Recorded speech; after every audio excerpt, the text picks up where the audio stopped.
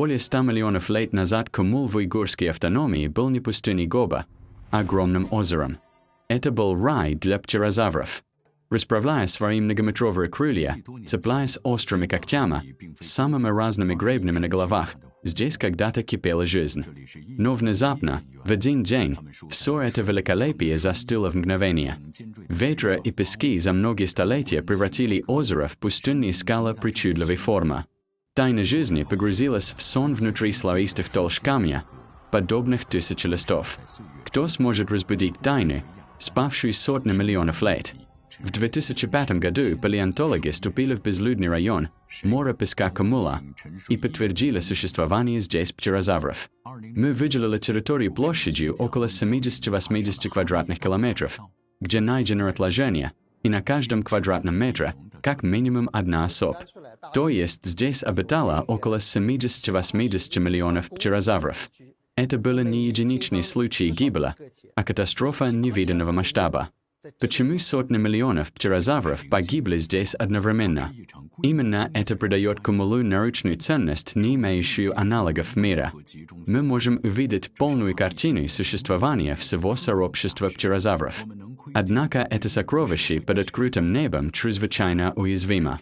В Кумуле у людей есть привычка собирать камни и галку в пустыне Гобе. Как только место захоронения птерозавров будет раскрыто, эти бесценные сокровища могут быть разобраны из любопытства или случайно. Поэтому, выбирая между научной славой и ответственностью за защиту, палеонтологи сделали трудный, но твердый выбор. Временно не публиковать результаты, в первую очередь защитить. Мы хранили секреты.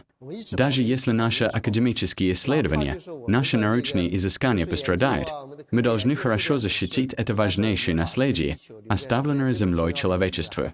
Приоритет научного открытия уступил место миссии сохранения. И это ожидание продлилось 10 лет. Но секретность ни в коем случае не означала застоя. Команда все это время работала в крайне суровых условиях пустыни Гобе. Мы годами работаем в полевых условиях, не можем вовремя питаться. Песчаные буры, испепеляющие жара и лютый холод – здесь обычное дело. Палеонтологи берут с собой лепешки и воду, и одна экспедиция часто длится десятки дней. Все это делается для того, чтобы из выветрившихся горных пород спасти как можно больше фрагментов истории Земли. Защита – это еще и умение дать наследию новую жизнь, вернуть его миру. На протяжении многих лет палеонтологи активно сотрудничал с местными уйгурскими властями Кумула, продвигая создание национального геопарка и музея памятников природы, исследуя путь параллельного развития сохранения и использования.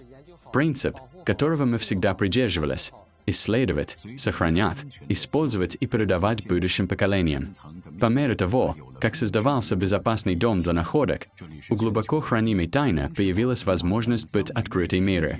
Это единственное в мире местонахождение, где одновременно сохранилось огромное количество целых яиц и эмбрионов птерозавров.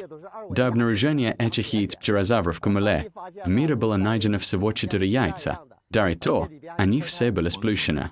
А найденные в Кумуле все трехмерные, объемные, как куриные яйца, но гораздо крупнее, и внутри них сохранились эмбрионы. Исследования команды палеонтологов впервые раскрыли структуру мягкой скорлупы яиц птерозавров, а также разгадали тайну их половой принадлежности. У кого гребень большой, тот самец, у кого маленький – самка. Так было восстановлено древнее сообщество обитателей мелового периода. И вместе с этим была раскрыта окончательная тайна. Многократно повторявшиеся гигантские штормы над озером были причиной гибели этого рая. Эти катастрофические события приводили к массовой гибели и быстрому захоронению, что создало условия для идеальной сохранности окаменелостей. А слои Ерданга, словно многослойный пирог, зафиксировали каждый смертоносный шторм. Сегодня в Академии культуры и наследия Кумула создана полная экспозиция, посвященная птерозаврам. Огромная окаменелая стена, найденная командой палеонтологов, стала главным сокровищем музея. Палеонтологи претворяют в жизнь завета передачи наследия, обучая экскурсоводов, а также водя подростков в пустыню Гоба, позволяя этим следам жизни, существовавшей сотни миллионов лет назад, стать живым уроком.